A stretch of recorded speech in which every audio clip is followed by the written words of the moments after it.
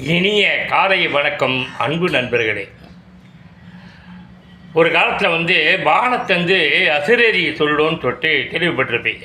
அதுபோல் இன்றைய காலையில் இந்த 61 வயது விஜயகுமார் என்கிற புலிபருதி இயக்குனர் அசுரேரி மாதிரி உங்களுக்கு ஒன்று சொல்கிறேன், நோட் பண்ணிங்க. ஏக்கமே இருக்கக்கூடாது. மரணத்துக்கு முன்னாடி என்னென்னலாம் உங்களுக்கு ஆசையோ, அடிப்படை ஆசையோ, நியாயமான ஆசையோ, பேராசைகளை நான் சொல்லலை, வெறும் நியாயமான ஆசைகள் என்னென்னலாம் இருக்கோ அதையெல்லாம் அடைந்து விடுங்கள், தொட்டு விடுங்கள், திருப்திப்பட்டு விடுங்கள். என்ன அதிகபட்சம் உங்களுக்கு ஆசை இருக்கும்? உணவு மேலே ஆசை இருக்கும், உடை மேலே ஆசை இருக்கும், பைக்கு மேலே ஆசை இருக்கும், கார் மேலே ஆசை இருக்கும், ஒரு அழகான உங்களுக்கு பிடிச்ச உங்கள் தகுதிக்கேற்ற ஒரு பொண்ணு மேலே ஆசை இருக்கும், வீடு வாங்கணும், சொத்து வாங்கணும்னு ஆசை இருக்கும். இப்படி நியாயமான ஆசைகள் உங்கள் தகுதிகளுக்கு ஏற்ப இந்த ஆசைகள் அனைத்தையும் தொட்டு விடுங்கள், அடைந்து விடுங்கள்.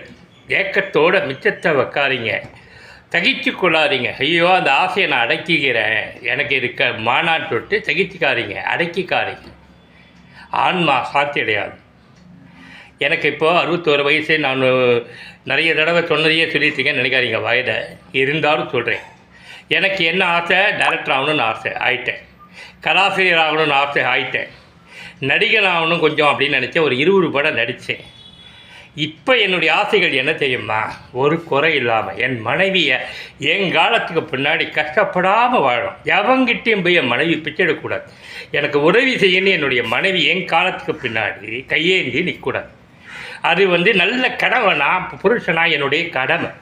அதனால் அவள் பேரில் என்னுடைய உழைப்பில் எவ்வளோ சம்பாதிக்க முடியுமோ சம்பாதிச்சு அவள் பேரில் ஃபிக்ஸட் டெபாசிட்டில் போடணுங்கிறது என்னுடைய லட்சியம், ஆசை. இதை தவிர்த்து எனக்கு எந்த ஆசையும் எந்த கனவும் இப்போ எனக்கு இல்லை. ஏன்னா எல்லாத்தையும் தொட்டுட்டேன், நிறைவாக இருக்கேன். இதுதான் நான் உங்களுக்குன்னு சொல்கிறேன். உங்களுடைய ஆசைகளையும் கனவுகளையும் இயக்கங்களையும் மிச்ச வைக்காதீங்க.